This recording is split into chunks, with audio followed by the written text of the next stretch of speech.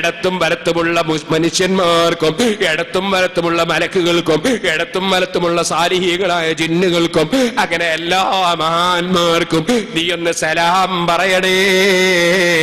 അങ്ങനെ സർവ്വമൂമിനീങ്ങളുമായി നീ ബന്ധപ്പെടണേ. അങ്ങനത്തെ ഒരു ഇബാദത്താണ് നിസ്കാരം. അത് നീ നിർവഹിക്കണേ. എന്റെ വെള്ളവും കുടിച്ച് ജീവിക്കുമ്പോ, എന്റെ ഭക്ഷണവും കഴിച്ച് ജീവിക്കുമ്പോ നീ ആ നിസ്കാരം നിർവഹിക്കണേ.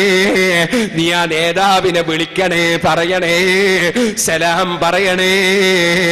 അങ്ങനെ സലാം പറയുമ്പോൾ അതൊരു സാധാരണ നേതാവല്ല.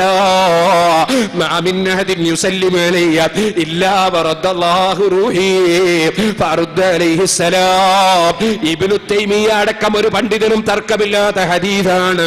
അതേ, എന്റെ വഫാത്തിന് ശേഷം എന്നെ വിളിച്ച് സലാം പറയുന്നവർക്ക് ഞാൻ സലാം മടക്കുമെന്ന് മുഹമ്മദുർ റസൂലുള്ളാഹി. കാരണം അവിടുന്ന് ഖബറിൽ ഹയാത്തോടെ കിടക്കുകയാണ്. അവിടുന്ന് ഖബറിന് ജീർണിച്ച് നശിച്ചു പോയിട്ടില്ല. അത് പ്രബോധനത്തിൽ ജമാഅത്ത് ഇസ്ലാമി എഴുതിയത് അത് ഒരിക്കലും റസൂലുള്ളാഹിനെ പറ്റി എഴുതാൻ പാടില്ലാത്ത വാചകമാണ്. അത് യഹൂദികളെ തൃപ്തിപ്പെടുത്താനുള്ള വാചകമാണ്. അള്ളാന്റെ റസൂലിന്റെ വിരോധികളെ തൃപ്തിപ്പെടുത്താനുള്ള വാചകമാണ്. അള്ളാന്റെ റസൂലിന്റെ ശരീരം മണ്ണിന് ജീർണിച്ച് നശിച്ചു എന്ന് പ്രബോധനം 987 ജനുവരിയിൽ ജമാഅത്ത് ഇസ്ലാമിയുടെ നേതാക്കൾ എഴുതിയത് അത് മുസ്ലിമീങ്ങളെ നേതാവിനെ നിന്ദിച്ചതാണ്, യഹൂദികളെ തൃപ്തിപ്പെടുത്തിയതാണ്. അത് മുസ്ലിമീങ്ങൾ ഒരു കാലത്തും പൊരുത്തപ്പെടൂല, ഒരു ഈമാനുള്ളവന്റെ മനസ്സും പൊരുത്തപ്പെടൂല. ഞങ്ങളെ നേതാവിനെ കുറിച്ച് എഴുതിയത് ഞങ്ങൾക്ക് പൊരുത്തപ്പെടാൻ കഴിയൂല. ഇതുപോലെ അൽമനാറിൽ മുജാഹിദും അള്ളാന്റെ റസൂലിന്റെ ശരീരം ജീർണിച്ച് നശിച്ചു എന്ന് എഴുതിയത് ഈമാനുള്ളവൻ ഒരു കാലത്തും പൊരുത്തപ്പെടൂല. ഒരു ഇമാമും ഒരു സഹാബത്തും ഒരു നബിയും പൊരുത്തപ്പെടൂല. അള്ളാന്റെ റസൂലാ പറഞ്ഞത് ഖബറിൽ വെച്ച് എന്നോട് സലാം പറയുന്നവർക്ക് ഞാൻ സലാം പറയുമെന്ന് പറഞ്ഞത് റസൂലുള്ളാഹി സ്വല്ലല്ലാഹു അലൈഹി വസല്ലമ തങ്ങളാണ്. ഖബറിൽ ഹയാത്തോടെ കിടക്കുകയാണ് അല്ലാഹുവിന്റെ റസൂൽ എന്ന് പേരോട് പറഞ്ഞതല്ല. മുജാഹിദും ജമാഅത്ത് ഇസ്ലാമിയും തബ്ലീഗ് ജമാഅത്തും ഒരുപോലെ ബഹുമാനിക്കുന്ന ഇബ്നു തൈമിയ്യയും ഇബ്നുൽ ഖയ്യിമും അവരെ കിതാബിൽ പറഞ്ഞതല്ലേ, അല്ലാഹുവിന്റെ റസൂൽ സ്വല്ലല്ലാഹു അലൈഹി വസല്ലമ പറഞ്ഞതല്ലേ, ഖുർആനിൽ അല്ലാഹ് തന്നെ പഠിപ്പിച്ചതല്ലേ. മൂസാ നബി അലൈഹിസ്സലാമിനെ സംബന്ധിച്ച് ഖുർആൻ പഠിക്കൂ മുസ്ലിമീങ്ങളെ, സുന്നത്ത് ജമാഅത്തിലേക്ക് വരൂ മുസ്ലിമീങ്ങളെ. വലഖദ് ആതൈനാ മൂസൽ കിതാബ ഫലാ തകുൻ ഫീ മിരിയത്തിൻ മിൻ ലിഖാഇഹി വജഅൽനാഹു ഹുദൽ ലിബനി ഇസ്രായീൽ. മൂസാ നബിയെ കണ്ടുമുട്ടിയതിൽ സംശയിക്കണ്ട. ആരോടാ പറയുന്നത്? റസൂൽ സല്ലല്ലാഹു അലൈഹി വസല്ലം തങ്ങളോട്. നൂറ്റാണ്ടുകൾക്ക് മുമ്പ് വഫാത്തായി പോയ മൂസാ നബിയെ അല്ലാഹുവിന്റെ റസൂൽ കണ്ടു എന്ന് ഖുർആൻ പറയാണ്. എപ്പ കണ്ടു, എവിടുന്ന് കണ്ടു, എങ്ങനെ കണ്ടു?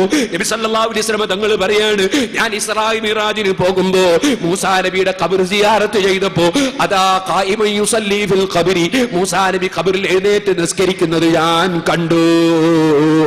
ആ നബി തങ്ങൾ തന്നെ പറയുന്നു, ആ മസ്ജിദുൽ അഖ്സയിലെത്തിയപ്പോ അമ്പിയാക്കൾ എന്നെ വന്ന് തുടർന്ന് നിസ്കരിച്ചു.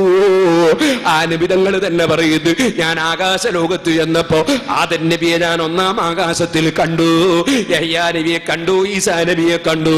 അങ്ങനെ 6-ാമത്തെ ആകാശത്തിൽ മൂസാ നബി അലൈഹി ഇസ്ലാമിനെ കണ്ടു, 7-ാമത്തെ ആകാശത്തിൽ ഇബ്രാഹിം നബി അലൈഹി ഇസ്ലാമിനെ കണ്ടു, വേറൊരു ആകാശത്തിൽ യൂസുഫ് നബി അലൈഹി ഇസ്ലാമിനെ കണ്ടു.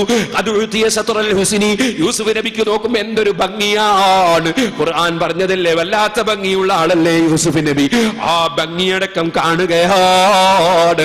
എന്ന് മാത്രമല്ല, അതാ 7-ാമത്തെ ആകാശത്തിൽ ഇബ്രാഹിം നബി അലൈഹി ഇസ്ലാമിനെയും കണ്ട് അല്ലാഹ് തീരുമാനിച്ച സ്ഥലങ്ങളിലൊക്കെ പോയി തിരിച്ചു വരുമ്പോ 6-ാമത്തെ ആകാശത്തിൽ വെച്ച് മൂസാ നബി സംസാരിക്കുകയാണ്. അതിനു മുമ്പ് പോകുമ്പോ സലാം പറഞ്ഞിട്ടുണ്ട്, ആശംസ പറഞ്ഞിട്ടുണ്ട്, പ്രാർത്ഥന നടത്തി കൊടുത്തിട്ടുണ്ട്. അതൊക്കെ കഴിഞ്ഞിട്ട് തിരിച്ചു വരുമ്പോ ചോദിക്കുന്ന എന്ത് സമ്മാനം കിട്ടി നബിയെ? അത് 50 നേരത്തെ നിസ്കാരം കിട്ടി എന്ന് പറയുമ്പോ അതൊന്ന് ചുരുക്കി തരാൻ വേണ്ടി പോകണം എന്ന് മൂസാ നബി അലൈഹി ഇസ്ലാം ആവശ്യപ്പെടുകയാണ്. 9 പ്രാവശ്യം മൂസാ നബിയുടെ നിർദ്ദേശപ്രകാരം അല്ലാഹ് നിശ്ചയിച്ച സ്ഥലത്തേക്ക് ഞാൻ തിരിച്ചുപോയി. ഓരോ പ്രാവശ്യം 5 നേരത്തെ നിസ്കാരം ചുരുക്കിയിട്ട് 5 നേരത്തെ നിസ്കാരത്തിന് 50 നേരത്തെ നിസ്കാരത്തിന്റെ പ്രതിഫലം അല്ലാഹ് എനിക്ക് തന്നുവെന്ന് നബി സല്ലല്ലാഹു അലൈഹി വസല്ലം പറയുകയാണ്. അപ്പൊ അമ്പിയാക്കൾ ജീർണിച്ച് നശിക്കുകയല്ല, ഖബറിൽ എഴുന്നേറ്റ് നിസ്കരിക്കുകയാണ്. ആവശ്യം വന്നാൽ അവർ ഭൂമിയുടെ പുറത്ത് വരികയുമാണ്, ചിലപ്പോൾ അവർ ആകാശത്തേക്ക് പോവുകയുമാണ്, ആകാശത്ത് വെച്ച് അവരതാ സഹായിക്കുകയുമാണ്.